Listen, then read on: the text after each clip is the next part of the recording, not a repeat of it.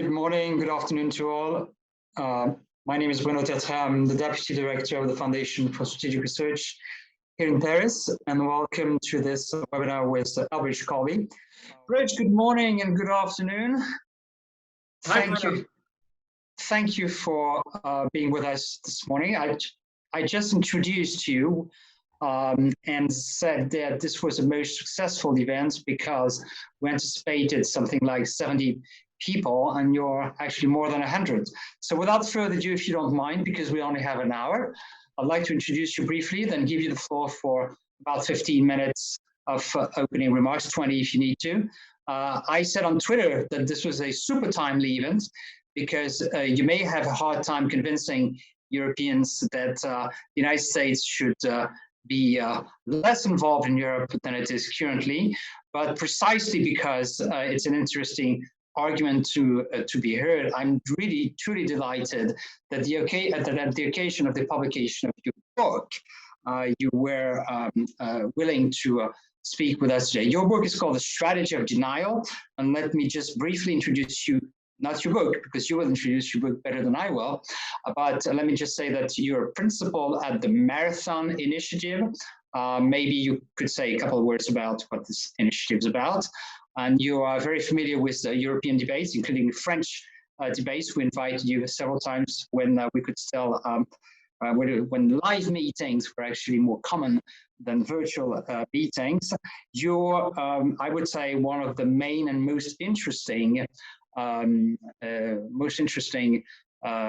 Republican strategists and defense experts in Washington, and you were actually Deputy Assistant Secretary of Defense during the Trump administration, and I guess I can say that you were the main architect behind the U.S. defense strategy and the shift towards a return to, quote, great power competition, end quote. So without further ado, if you don't mind, Albridge, the floor is yours. I understand you just arrived from another presentation in a friendly country, so you are now well trained to speak to Europeans. Of course, we're a different kind of Europeans than yes. British friends that you just. Are the British even Europeans? That's right. Of course they are. Of course they are. Bridge, the floor is yours. Thank you. Well, thank you very much, Bruno. It's such a pleasure to be with you, an old friend, and with FRS. And I appreciate your kind words, and feel very much the same. And wonderful to be on with such a good audience here. And I know your audience is really expert. In fact, I miss one of the things I really miss about going to Paris is to really have the deep and serious strategic conversations with Europeans, because you guys in Paris have really retained and cultivated that, if I may say. So it's great to be on, albeit virtually. But you're kind to talk about the book. That's sort of the ostensible reason. Although I think there's plenty to talk about, obviously with the Ukraine and China. I mean, my book, Strategy of Denial, is American Defense in an Age of Great Power Conflict. I'll just, is basically an attempt, actually, in my last engagement, the fellow had a good way of putting it. It's kind of rationalizing American defense strategy and, relatedly, I would say, geopolitical approach writ large for a new era. I mean, I think the book is basically starts from the problem being that I think we are, despite things like the 2018 National Defense Strategy, the kind of established view and foreign policy view in the United States is still very much on autopilot from the time of the collapse of the Soviet Union, which is a multi-theater, very heavy forward approach that involves significant American leadership in all three of the primary theaters of Eurasia, among others. And the reality is that traditional strategy is just no longer tenable. And the reason is that simply it's not because we are bad or something, it's because we don't have the power on our own, and with the relatively modest contributions from others like the UK, France, and Australia, to handle all the potential threats that we see out there. And what I try to do in the book actually is, my view, and kind of coming particularly from my Pentagon experience, what the government needs is not a kind of a cunning master plan, but more of a strategic framework. If I could be so bold, I aspire to a kind of a deductive, even Cartesian approach, right? What is it that we are trying to do? in the world? Where is it most important that we address our efforts and take risk and so forth? And then what do we need to do that? And then what are the deductions from that? And so in the book, I basically try to go back to basics, which I think in the hubris of the last generation, we have forgotten or neglected, which is, ultimately American foreign policy should be about the interests of the American people. We're a republic, so that's the point. Obviously, it should be enlightened interests. We're compatible with others, especially our allies, then we should look for that. But concretely in their interests. And when I think of that, I think of our security, our freedom, and our prosperity. Those are our core goals. And what is the thing that could threaten that most in the international system? Well, it's the agglomeration of power by some entity out there that could impose itself on our national life and undermine our prosperity and thereby our freedoms. And if we think about it that way, well, where is power in the world? Well, it's concentrated in a few areas. It's not evenly distributed for many centuries. Obviously, Europe was the primary theater, but it's gone back to being Asia because that's where global GDP is and will increasingly be, over 50%. So if a country could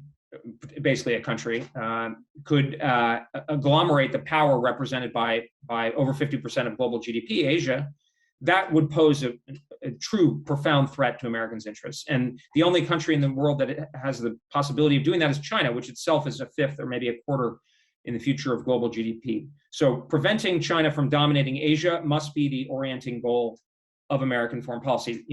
Europe is significant, but considerably less significant. It's going to be 10% of global GDP in 20 years, according to Borrell. And Russia, while a threat, pales in comparison to China in terms of its power. It's not to understate its military capacity. It's very significant, but it's much less than what China will be able to generate.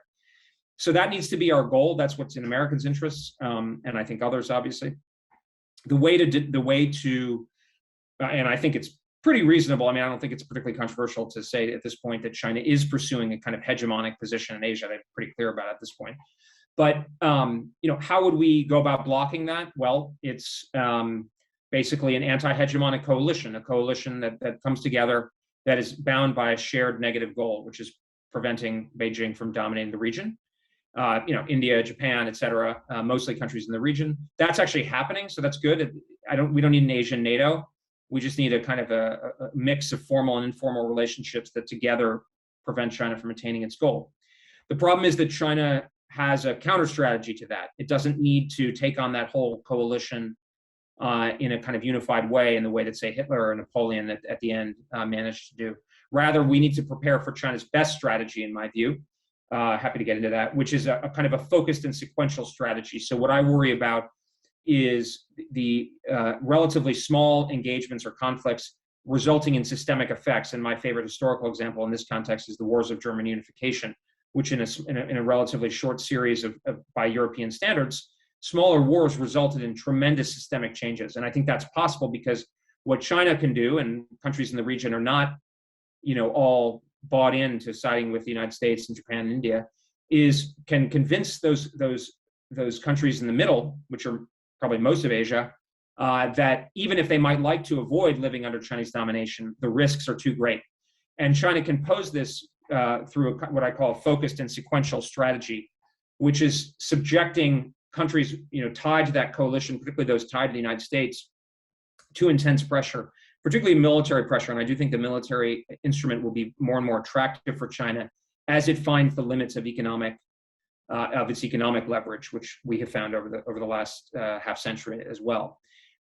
If China can do that, if it can pick off, say, Taiwan, the Philippines, through whatever strategy makes sense, then I think it could cause a run on the bank of this coalition, which is, ultimately has to be, the United States has to play this, I call it a cornerstone balancer role. I mean, no country in Asia is strong enough on its own to stand up to China. So we are the only country with the strength to do that. Again, it's not because we're particularly good or anything, it's because of our power. So that's what we need to guard against. And we need to guard against China's smart strategy, which is this focused and sequential strategy. I think if we're thinking about it from a defense point of view, China's best strategy, and this is paradoxical, but is the most direct and aggressive, which is a fait accompli, which I finally get to say to a French audience. So I hope I'm pronouncing it correctly. But which is basically, people talk about soft power, they talk about cyber attacks, they talk about disinformation, yada, yada, yada. They even talk about a blockade, but, to quote a great Frenchman, if you want to take Vienna, don't mess around, and I go into that. But I think China's best strategy is to move in a localized war, resolve the issue, say, of Taiwan, create a new set of facts that the Americans would find too costly and risky to reverse, and then kind of reset, see where things are, and then take the next step to try to undermine this coalition. The problem is, I think it's actually a very good strategy. If I were in Beijing, this is what I would advise. So, and the Chinese have built a military to support it. They no longer have just an anti-access area denial military, they have a power projection military. So we need, in my view, if Asia's our Bridge, can I ask you, bearing in mind that a large part of the audience is not native speaking, not to slow down. Yes, just a little bit, and I'll give you an extra 3 or 4 minutes to compensate. My apologies. This is I get this sometimes. So my apologies, and actually I'm partially because I want to save time for the discussion. But if this is the military standard, if this is China's strategy, then I think our strategy to deny China the success of this strategy must be keyed to it. And in my view, this is where this idea of denial is most salient, which is a military strategy of denial, which is to deny, it's a political goal, deny China's ability to subordinate and force the disaffiliation of countries within this coalition, and Taiwan being the most stressing and relevant case. So because China's best strategy is a fait accompli invasion, then the goal is defeat the invasion. So if we want to pick from history, there was a Hugh Dowding, the air marshal, in charge of the Battle of Britain. He said, "My goal is not to win the big war. My goal here, and my responsibility, is to defeat the invasion." And then afterwards, and that's kind of similar. Or, obviously Napoleon's army dramatically outweighed the British forces on Great Britain, but they couldn't get through the Navy. So, that's the kind of thing that we're talking about. If Taiwan can be defended to that level, or the Philippines or South Korea, they will keep going, and the coalition will operate, and it will be successful.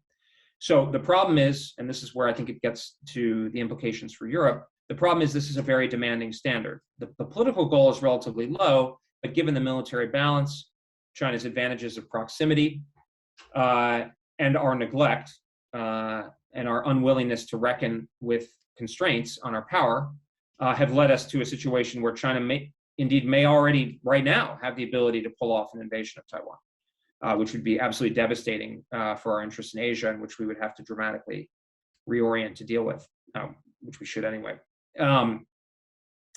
So we're going to have, essentially, my view is at the end of the day, we should, our military should be doing 3 things that are non-negotiable, and everything else is expendable. One is our conventional forces, which is the bulk of our budget, should be focused, and this is what the National Defense Strategy of 2018 basically indicated, should be focused on being able to defeat Chinese invasion of Taiwan to the within the reasonable bounds of a limited war. Nothing on simultaneity. We should not be structuring our force to also fight a war with Iran or Russia. Every increment of resources and effort should be going to deal with the Taiwan scenario. If we get to the point where we have extra, then we can allocate it to NATO, for instance, but everything should be going to Taiwan. Secondly, we should have a nuclear deterrent that's able to deal with both the Russians and the Chinese. And third, we should have an ongoing lower cost counterterrorism enterprise to deal with the ongoing threat posed to the United States by jihadi terrorism and others. So those are the 3 goals. And you'll notice, obviously, that Europe and NATO is not in there. And that's not because I don't love Europe. I love Europe, and NATO's fantastic and so forth. But we don't have enough to go around. If we have to make a choice, and the reason that we're in this sorry position is because we haven't prioritized enough over the last 10 years or more, 20 years even.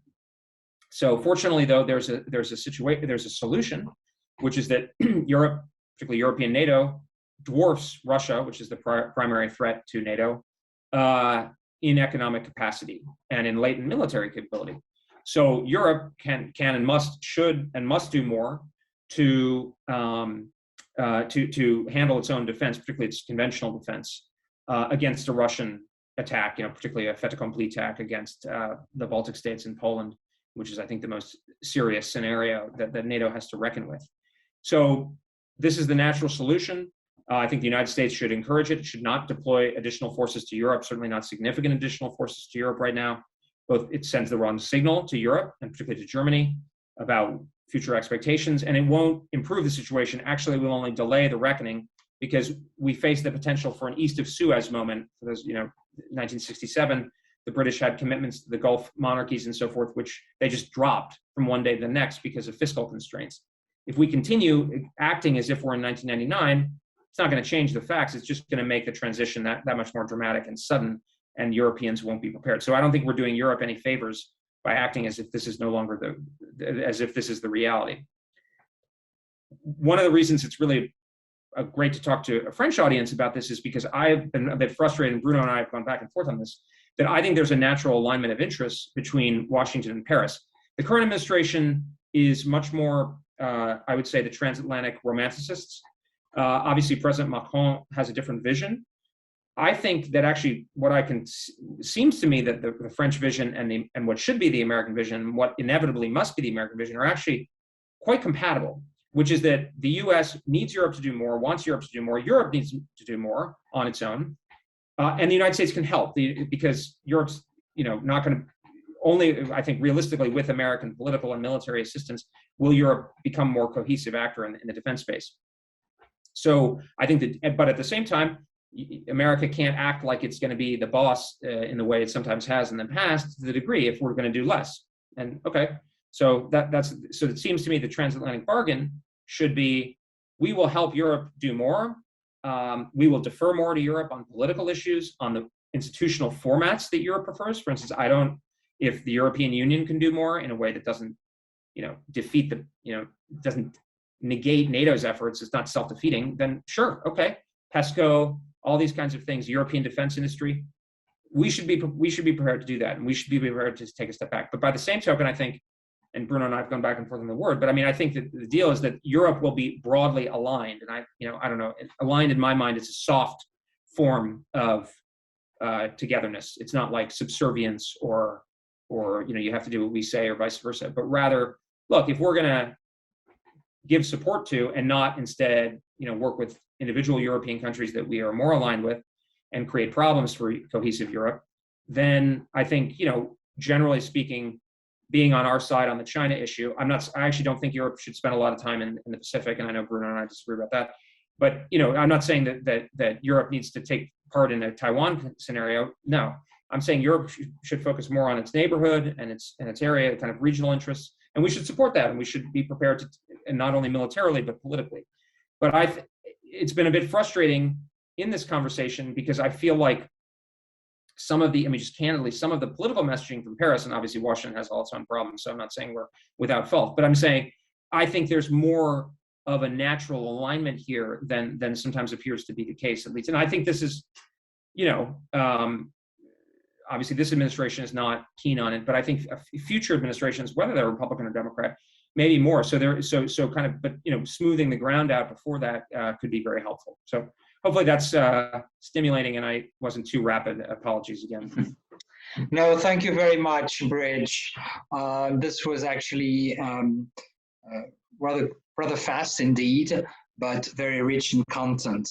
I think that indeed, when you suggest that Washington and Paris are in a sense aligned, quote unquote, on what you say, it's because anytime an American expert such as yourself says something like this, the French are all, we told you so. That is, there is that French narrative, as you know well, that I think we exaggerate, but anytime someone like Bridge Corbet says that, then it does validate the French narrative that the Americans are leaving, quote unquote. Of course, that's a broad characterization. Just to start the conversation, let me ask two broad questions. Can I remind the audience that you should feel free to use the chat function to say you would like to take the floor or put your question in the chat. Please do not use the raise hand function because there are just too many people on the screen. So two questions to you, Bridge, from me, as having the privilege of the chair. First of all, what difference, if any, do you make between denial and containment of China? I believe I know the answer, but I'm sure that it's a question that is in the head of many French participants. The second question, I'd like to push you a little bit, and I'd like you to be a bit more specific in what you would recommend the US administration to do in terms of NATO. What kind of forces would you, if you had if you were God, well, if you were the US president, what would you immediately do in terms of rebalancing from Europe to Asia? What forces would you withdraw? I mean, I'm not asking you for details, of course, but a little bit more on the principles that you think should guide the US and a US administration in terms of rebalancing of force posture. And this is where I put my French hat on. What consequences should it have on how NATO operates? Should NATO keep the same principles, the modus operandi in terms of functioning? Can you maintain leadership and consensus by leadership, so to say, which has been the founding principle of NATO decision-making since 1949, if the message from Washington is as strong as the one you just delivered? I'm not sure it could be the case, but at least it's a question that deserves being raised. So if I could ask you to take a few moments to address those questions while I'll take note of other questions in the chat function. Rich? Great. Thank you, Bruno. Excellent, excellent questions, as always. I mean, denial to me is a more narrow kind of, I would say, a sort of military. I mean, I do have a geopolitical meaning of denial as well, which is our fundamental geopolitical goal is negative. It's denial of another state of dominance of one of the world's key regions. But here, in particular, the way we were talking about it, denial is a military goal, a military strategy goal, the denial of the enemy's objectives, the political objectives that we care about. Containment, I think, I actually don't think that we really should be pursuing containment, because containment I think really what we want is a balance of power, a favorable balance of power. And Ashley Tellis, a brilliant American thinker I'm sure you've engaged with before, but he wrote a study a while ago, balancing without containment. A little bit of that is that the Chinese have kind of used the containment line from a propagandistic point of view as a bit of a red herring. But I actually think we don't want containment, because I think containment was the idea that Soviet power had to be literally contained, whereas the Chinese are going to be too strong for their power to be contained in that way. They're going to be so rich and strong. And actually, containment rigorously pursued led us to mistakes, like in Southeast Asia, which I don't think we should have done, certainly in the way we did it. Whereas if we'd been focused on the balance, as long as we have a sufficiently favorable balance of power in the key theater, well, in some ways it might be good if the Chinese have more influence. Like, I wouldn't necessarily object to the Chinese having more influence in Central Asia, because it would pose problems to the Russians. Wouldn't be our problem. So I don't think we want containment, and I also think it's predicated on I mean, in a sense, the Russian experience has shown part of the limits of containment. I think it was broadly speaking, the right strategy in the Cold War, but it's not like the dissolution of the Soviet Union solved the problems with Russia, right? So a different kind of government or regime coming to power in China wouldn't just solve all of our problems. On forces, I mean, obviously changing a sort of military orientation is kind of a multi-stage thing, because some things you can do quickly, other things are going to take longer, the development of forces. I mean, in a sense, with the strategy in 2018, we were trying to move some of the big levers, like what are called the force development levers in the Pentagon, at least, which is, here's what the military services should be planning for, and here's what not. And that, over a 5 to 10 year period, has results. And actually, some of those results a lot of those results are starting to bear fruit, although it's part of the problem is so the Chinese can see that we are reorienting. And that's one of the reasons why they may take action sooner rather than later, because they can see how the Americans, our big, defense industrial base and so forth are reorienting, which also leads to some of the near-term concerns. I think in the nearer term, anything that is needed to be able to deny a Chinese fait accompli against Taiwan should be where it needs to be, and it should be readily available. So we should have, we've been talking about reinforcing and upgrading our posture in the Western Pacific and the Central Pacific for 10 years, and very little has happened. And we should spend what's necessary: hardening, dispersal, there are also particular assets that are very important that are in limited supply. So, you know, the Army in the near term is not going to make a big difference in the Pacific, but missile defense assets are, you know, cyber capabilities, submarines, those, you know, aircraft carriers, aviation, logistics, tanking, these kinds of things. Munitions are huge, and we shouldn't be using them, because if we use them in Europe, they won't be available, and that'll just increase the window capacity. I mean, we ran out of a lot of key munitions during the counter-ISIS campaign. So, and then longer term, we should be shifting our military to be adapted to that. So to me, it seems like we probably should have a smaller army, or an army with a smaller headcount. It might have more, you go back to the army of the Cold War, it might have missile forces, missile defense forces. It might do more in space and cyber. Over the time, it might be there in South Korea and the Philippines for territorial defense. That's how we should be thinking about it. And then there's an instructive, and there's a message to the Europeans, which is, this is real. Because obviously now the Europeans think it's not real after the last 10 years of the pivot and all these things, right? So Europeans say not, and particularly Germans say, it's not going to happen. But it needs to be very clear. And the people who will bear the cost and the risk are going to be Europeans, whether it happens now or later. And it'll be more risk if we delay it. So I think the Biden administration is actually being a bad ally. I'll be very frank, because it's obscuring the reality, and it will be worse in the future. It's not going to get better. So it's much better to be frank, so to speak, and clear and candid, and come up with a strategy together. In terms of NATO, I mean, just to put a fine point on it, I'd love to see a Frenchman be this accurate, you know. And you know who else did? It was Dwight Eisenhower. I mean, that was the original point, you know, and Marshall, I believe, as well. So I think, you know, I mean, frankly, would I recreate NATO as it exists today if we were adapting it for the problems of today? Probably not. I mean, it's probably too big. It has a lot of countries that probably don't need to be members, that, you know, are opportunities for splitting it. But it is what it is, you know, and it's a great value, and it's a great organization that can be made more fit for purpose, to use a Brad Roberts term.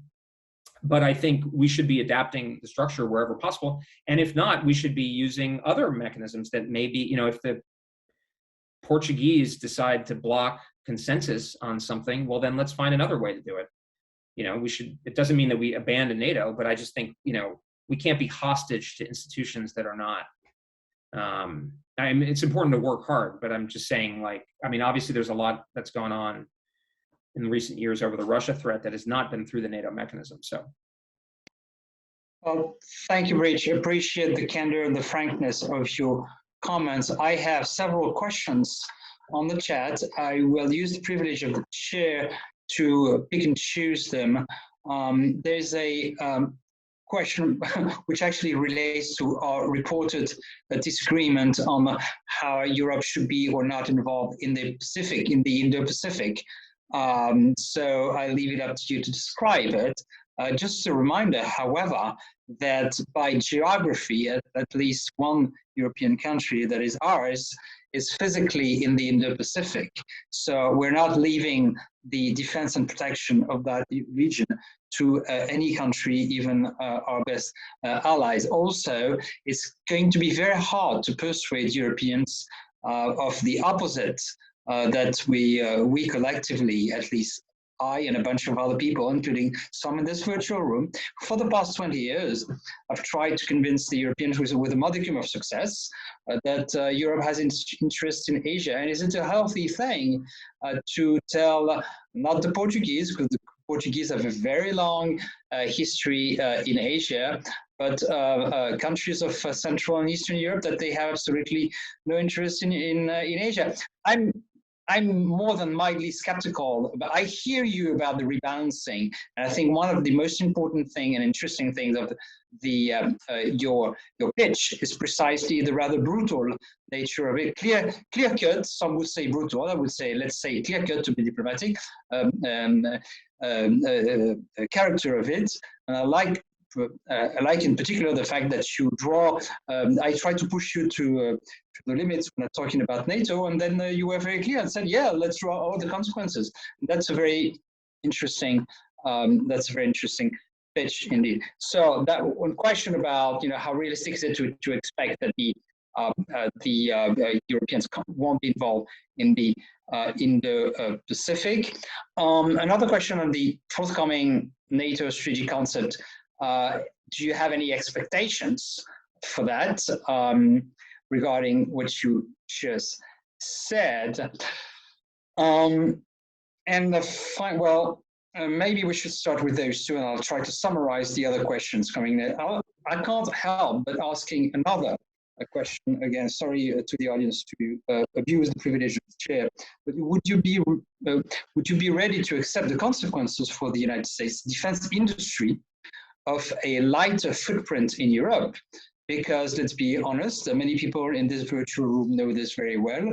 One of the way the US defense establishment is tied up to Europe is also through the very important larger arms equipment and defense equipment and arms sales to European countries, which is supposed to be a win-win for everybody. European countries buy European guarantee by buying defense equipment, and Washington makes good money and keeps its clients on a tight leash because through defense equipment.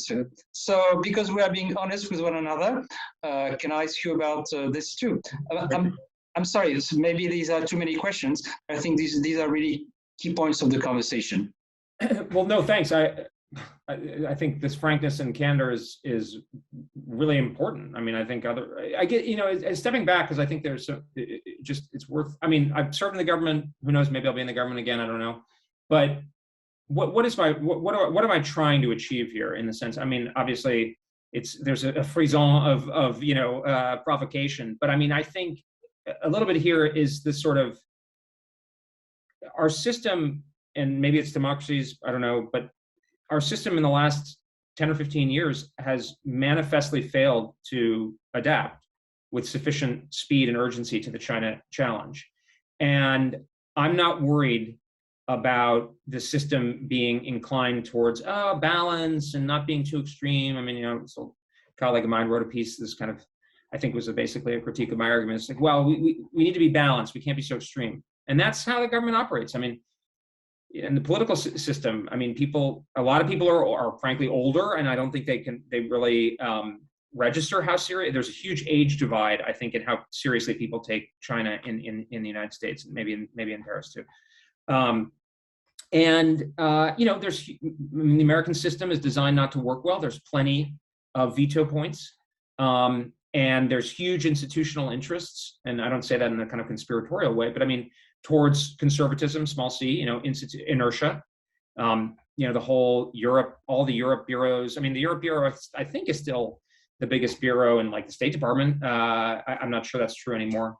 And that's not to, I mean, my good friend and partner, Wes Mitchell, is a real visionary and has a much different view. But I mean, I think institutionally that's the case. So my book and my arguments are designed, if I were president of the United States, which I won't be, fortunately for everybody, would I accept 85% of what I'm saying? I'm sure I'd accept it gladly, right? But that's not my role here. And I mean, what's odd is frankly a lot of these arguments, which I think are, they're, I think, rational. You might not agree with them, but they're rational. They're deducible, and they're not insane. Are very few other people are making them, which is odd, because it's not like people dispute the facts usually. Like that China's had a massive military buildup, or that there's scarcity in American military power. So what I'm trying to do is I stand by everything I say. I think everything that I say is true, and I can live with it. But I'm not saying that we need to do every single thing exactly to the degree I'm saying, or else, the world will end, right? But I think this is, if you look at the history of American strategic shifts, the mass mind of government are clearer than, I mean, I think this is true, but I think it is really important that we reckon clearly and directly with things. And right now, on national television here, you have senators of both parties going on and acting as if there isn't military scarcity. So we're far from where we need to be. And yet it's possible that Chinese could do Taiwan right now, and it gets worse by the month. So, we're out of time. So that's sort of the motive for my urgency, in tone, because I'd rather have the friction now before disaster than after. And our tendency is to wait until things get really bad before we react. And I think with China, that's very ill-advised. So Europe and Asia, I mean, look, Bruno, I mean, I'm just saying from my point of view, looking at the situation and the degree of military requirement in Asia, and I think the real debate in defense circles in the United States is how demanding is the military requirement in Asia. And for people like me or Mike Gallagher, it's denial. And that's at a country that's 100 miles from the Chinese coast that's itself ill-prepared. That's a very high standard. Whereas if somebody says, well, yeah, and I think this may be where the Biden administration may end up, yeah, we'll do some denial, but we're also going to do some horizontal escalation and some sanctions. And then that way we can stick around in Europe and the Middle East, which I think is a bad strategy for multiple reasons. But that's where the debate is. If that's true, then we need to put everything we can to be sure in Asia. And that's going to create huge vacuums. Otherwise, it's not good for us, it's not good for you. Right? So from my point of view, it would be better if the Europeans would first make sure they're covered down in their own front yard, rather than go to Asia where their military footprint, from our point of view, in a real scenario is going to be limited. I mean, and may even need to be supported by, it might even be a detraction from American military power in the central front. Now, if you guys decide to do that anyway, I mean, frankly, the Germans and the Scandinavians and the Poles should be able to handle a lot of the Russian situation themselves anyway. I can't stop you. I'm just saying what seems to make sense from our point of view. And if we're forced to deal with it, let's make the best of it. But I'm just, I mean, I don't deny that there are European interests in Asia. I'm more, of course there are. And in fact, in the economic space, I think this is why actually Europe shares our interests. I mean, if we're scared about a hegemonic China, Europe should be terrified because it's not a unified entity. We are, right? So they're going to have much more leverage over you than they'd have over us. So, but that all the more reason for you to want us to succeed in Asia and to help us in whatever way for your own benefit. On the NATO strategic concept, I haven't tracked it too closely. I mean, I thought the reflection group report, and again, I'm biased, was very good and thoughtful. And I mean, I think the focus was there on Europe, but also in certain ways having a China focus that I think makes sense. But I don't have too much to say on that, other than I think it should be focused on Europe being the major player in the conventional defense of Europe. And then defense industry, look, I mean, it's easy for me to say I don't work for a defense company. We don't, Marathon Initiative you asked about, Marathon's last thing Washington needs is another think tank. But actually I do think that Washington needed another think tank because there weren't think tanks like what CSIS was originally designed to do, or what RAND, or which is free. We don't, I mean, I'm not morally against it, but like, we don't take defense company contract, we don't take any foreign government funding. It's basically us to think deeply, produce books like mine. My Wes Mitchell, my partner, is doing his own book, which is going to be huge, I think, seminal work that cut across some of these sacred cows, and these shibboleths, and that needs to happen. And a lot of think tanks aren't doing it. They're kind of ratifying the status quo. And to your point about defense industry, well, I mean, we should do what's in our country's interests, and by the way, there's going to be plenty for our defense industry to sell into, because the Japanese are going to need more. But are we really going to go to Europe and Japan and say you need to do more defense spending, but it's all going to go to our companies? I don't think that's going to be very compelling. So to me, we should be willing to, and we should buy from Europe, like the naval strike missile that the Norwegians have. There's really good equipment out there that we haven't. Maybe we can stopgap. So for me to say that is pretty cheap, because a lot of that's built, there's political interests and stuff and congressional interests. But I think certainly we should be supporting European defense industry where possible. Another very refreshing thought. So thank you, Bridge. In order to make the conversation as lively as possible, I will ask the next two questions to be posed by the participants themselves. I saw Rim Mumtaz. It's actually two Americans. One is an American journalist, Rim Mumtaz, and then James Thompson. Jim, who you were talking about RAND, and he raised his finger before you talked about RAND, actually, I think. RAND does amazing work these days, by the way. Yeah. Rim, would it be okay for you to are you in a position to ask your question live, or should I read your question? Rim?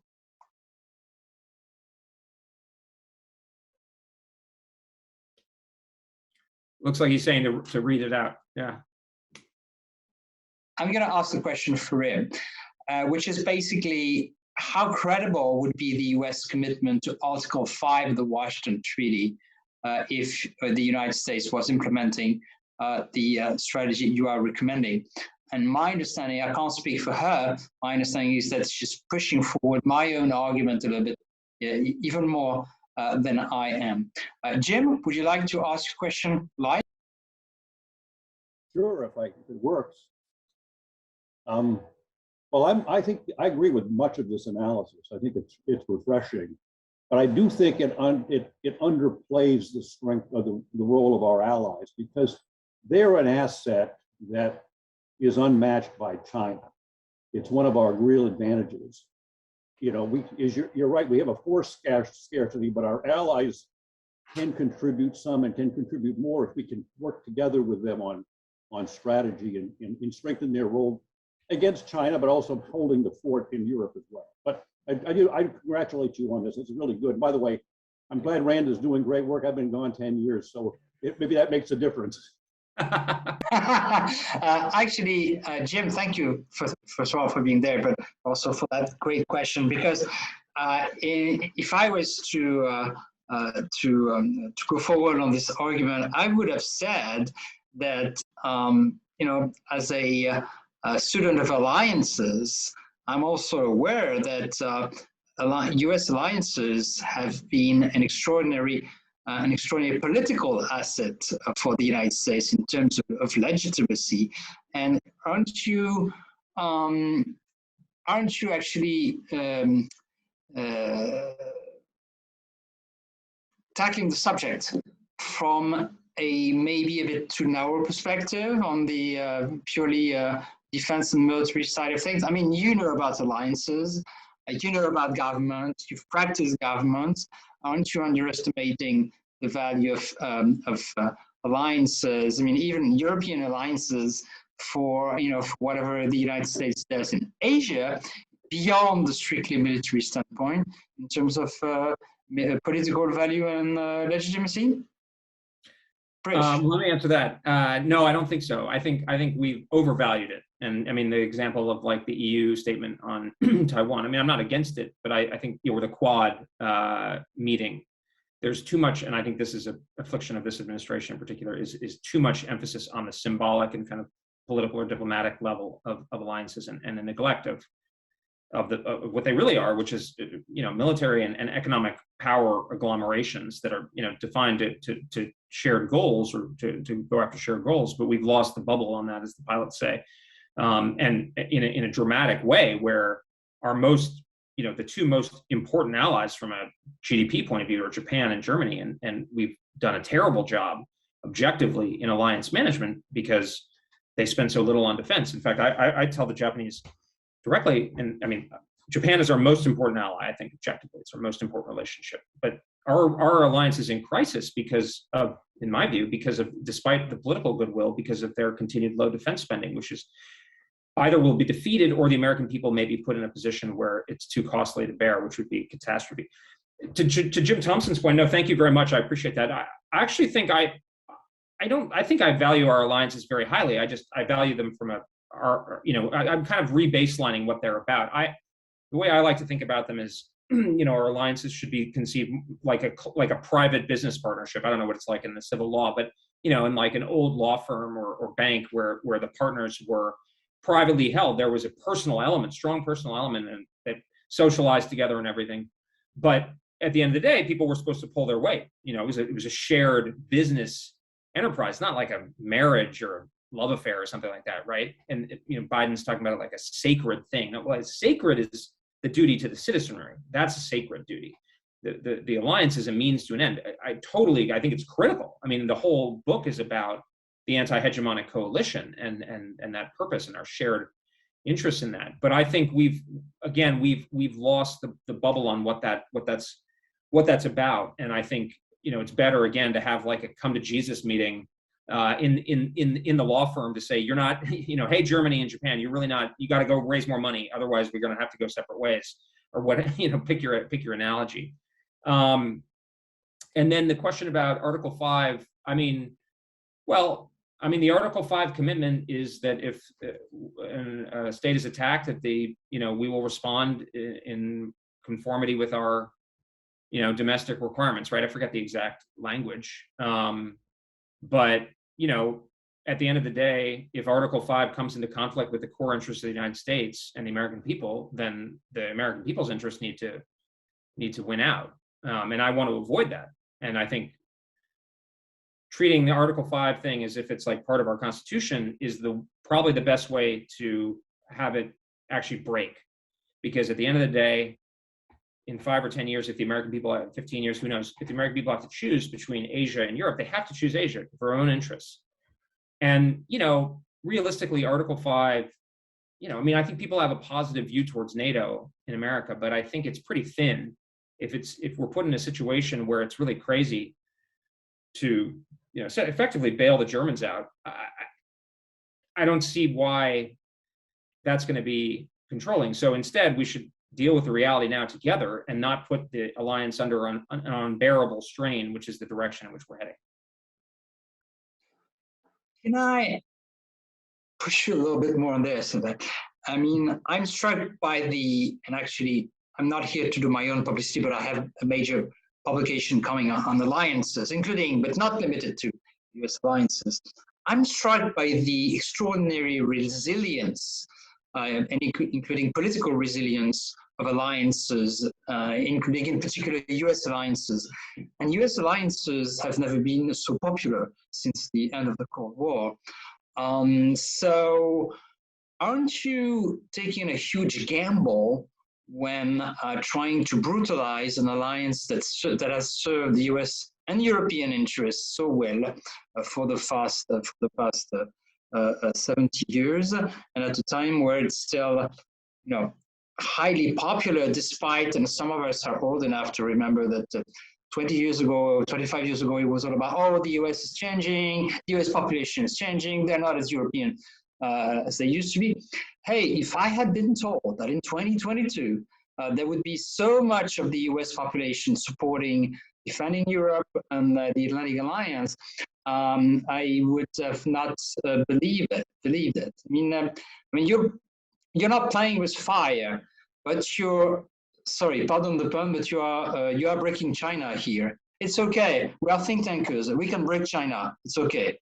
But I'm not. Please try to convince us that this is a case you could honestly make to an American president, to a sitting American president. Well, I mean, I would say the same thing to the American president. I basically said the same thing when I was in the government, and I think, bear in mind, Bruno, that I'm considered an internationalist by the standards of a lot of Republicans. The fact that I even care at all. That's a fair point. That's a fair point. I can, for those of you who don't know Bridge, I can confirm that. Thank you. I was on Tucker Carlson the other night, and Tucker said, you're international, but like, why do we even care? It's the biggest television news show in America, and is a powerful force in the primary. I don't know where politics is going. I don't know where things are going on the left, but it's certainly, NATO is, I would say, is largely, to the extent that it comes into people's minds, it's kind of positive because it's not that demanding and they don't really know what's going on, and then it's kind of an elite thing. My view is I actually care about NATO, but it's almost like with a friend. Would you want, if you had a major diagnosis or something of a major cancer or something, would you want a friend who told you to ignore the problem, or would you want a friend who told you, who helped you deal with the problem and was maybe a little bit crude or direct, hopefully not crude, but I would want somebody who would be straight with me, because I think if we didn't have China and things were as they were before, then why mess with success? But the choice is not just keep going and things will be fine. That's not really an option, right? Because we know things are deteriorating in Asia dramatically. And so we don't have enough to go around. So we need to face it together or not. And I think what I would say to you is the danger of the implication that you're making is that we will not face the problem. And then there will be a dramatic change that will be extremely risky, where the US will pull the rug out from under. which in a sense would be necessary at that point. And that's what if I were in that position, if I were in a position of importance, and we haven't done with the problem, but we get to a point where the Chinese, for instance, start a war, I would say we have to just get out of it. We just have to pull everything out, because that if what I'm saying is true, that is the logical deduction. But I don't want that. I don't want to do that then. I would rather that we do it together and face the facts together. So in a sense, I feel that I'm being loyal to. I feel like I actually care about NATO, because I don't. To me, I'm willing to. Maybe the Catholic. I'm a Roman Catholic. The Catholic Church needed some truth in 1516. It could have avoided all the recent unpleasantness. Oh, thank you, Rich. At this point of the conversation, I'll suggest that those of you who want to jump in, just take the floor. I was unable to summarize all the questions because some of them were pretty long. Some of them, I have to admit, I'm not sure I understood. But I invite those knowledgeable with these debates who have a specific question to ask to just jump in and take the floor. I see many very knowledgeable people. I see Ambassador Bruno d'Abbeville. I see former Defense Minister Alain Recherche. I see General Stéphane Abia, former SACT. And there are so many good and smart people coming to listen to you, Rich, but they don't seem to have any arguments. That's the funny thing. Just maybe one quick and not very fair question. What would you recommend today to a sitting American president to do regarding the Ukraine crisis? I'm aware that it's not the centerpiece of your book, but your book is about the broader defense commitments of the United States, and you've experience in government. So what is the one or two things that you would recommend today? Precisely, it's not precisely because it's the sort of crisis that, in a sense, and that's the reason why I said that it was going to be super timely. That does it throw a wrench in your strategy or not? And what would you specifically recommend today, based on your government experience? So, a couple thoughts, and I mean, great question. I mean, I think if it's not like because a lot of the time the counter argument you hear on the blob is, oh well, there are crises in the other part of the world, and we're going to have to focus on it realistically. And the whole point is like, no. Yes, we know there are going to be crises. In fact, the shift may even precipitate crisis. It's possible that the Kremlin has heard what things like what I've said and people like me have said, and that's part of their calculus. But that doesn't change the facts of the matter and the logic. So, I mean, our foreign policy at the end of the day can't be driven by reaction to crises. I mean, that's the sort of, we're in like a paradigm where frankly, a lot of the people are used to dealing within a given structure, but our structure has no longer worked. And so we have to adapt the structure, and that is uncomfortable, and it will be, but it's necessary. And actually, I think, my partner Wes, I mean, he wrote a very good piece in the National Interest that I'd commend to your attention about how to deal with this two-front war. That I think Wes is an example where actually the most important and kind of creative diplomacy may actually be in places like Europe and the Middle East, because the situation in Asia, there's almost like a geometric or kind of gravitational quality to it, where this is what we need to do. India and Japan, Australia are on our side, and the other, Cambodia is going to be on their side. It's kind of like. Whereas in Europe, there's a lot more variability of outcomes, which are significant because it's farther from the primary theater. I think from our point of view, the threat is a lot more attenuated. But we also need to engage in a way that is acutely conscious of constraint, not resisting them. Like our CENTCOM commander for the last few years has just blatantly resisted the constraints that have been, that should be there. We can't have that. And we can't have EUCOM saying, hey, give us like 100,000 more troops. So, there are problems you can solve from one day to the next, and then there are problems that can take some time. I think that's going to take some time. Right now, I would say we have an interest in an independent Ukraine, leaving aside all of the normative arguments and moral arguments. Russia would be a lot more formidable if it ingested Ukraine. If it ingested Ukraine, it'd be right on the border of, significant NATO border that would be much more threatening, which implicates our credibility and so forth, and would be a more direct threat to Europe. Obviously, France, I assume, shares the same interest. So, but we don't have an interest in direct engagement. So I think I would do, obviously, lethal aid, I mean, the sanctions make sense to me. I mean, exactly what that package is and how it's employed, I don't have super strong views on, which I know is the debate right now. But that's and then I think ultimately the more longer term solution is a different message to Berlin and Paris and London also and Warsaw that we will work with you. We are not going to be there, and you see it now. It's credible that we will be restrained, but we will work with you to build up your own defense capacity. And that, frankly, I think that means kind of taking France's side, if I'm not mistaken. But again, I think the president's language, it certainly put me on, raised my antennae in a way that I think is unnecessary. But I think I'm on France's side. But I think we need to, let's try to work together, and we'll figure it out. But I mean, we're broadly aligned. But I think that's what I would recommend. Before we conclude, I will ask you a last question based on what Ambassador Bruno just said in the chat. But let me tell the audience that Bridget's book is actually available in France. You don't have to order it from Amazon.com.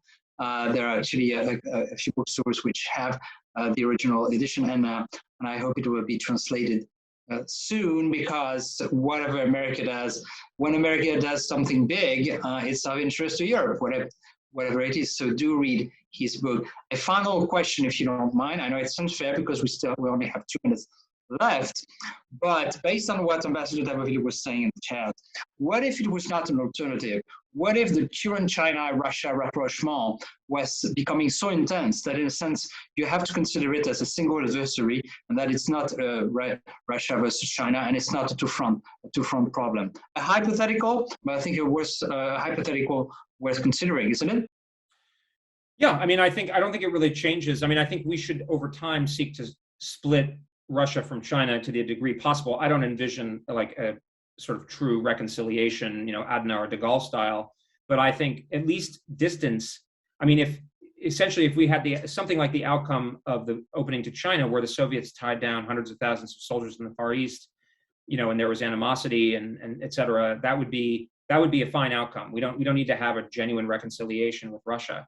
But as the ambassador indicated, that seems pretty unlikely in the near term, unfortunately. Although part of me wonders whether the Russians believe it's inevitable. I mean, I think it's kind of inevitable, and they may be trying to get what they can, speaking of fait accompli, change the map while they can, and then we, the West, the Americans in particular, will have to deal with whatever they,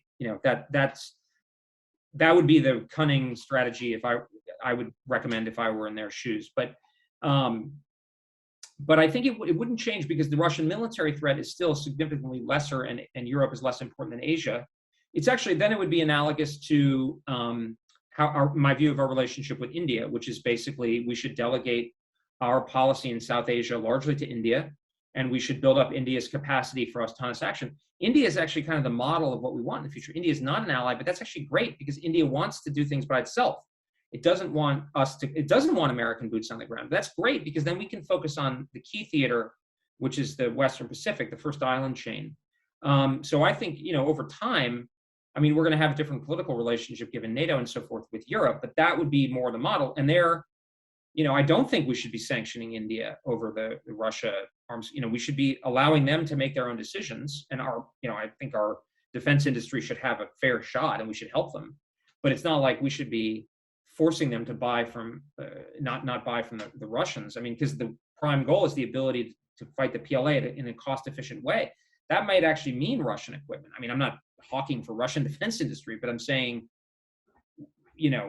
they're used to using Russian military equipment. But anyway, the point is, I would say, Europe is still going to have to look to itself. In fact, that might even mean more of a focus, because we wouldn't be able to kind of, we'd know that they were going to go together. I mean, at least, it's possible. I think we should prepare for it, but it's possible to envision that Russia and China would not act simultaneously right now, because they might not. But if they were truly fully allied, Axis power style, then we might have to prepare. But that would be all the more stressing. Thank you so much, Rich. Our time is up. This has been an exceptionally intense conversation. We appreciate very much your candor and honesty. It's a pleasure to disagree with you, which is one of the highest compliments. But still, from what you said, I guess that in many respects, France is the kind of ally you want to have, and a fully independent, taking care of its own security, and so we'll keep that in mind. I hope we'll be able to welcome you to Paris pretty soon. But thanks again. Thanks to all those who raised questions. All the best, Rich, and we'll see you soon. Thank you very much. Bye-bye. Thank you.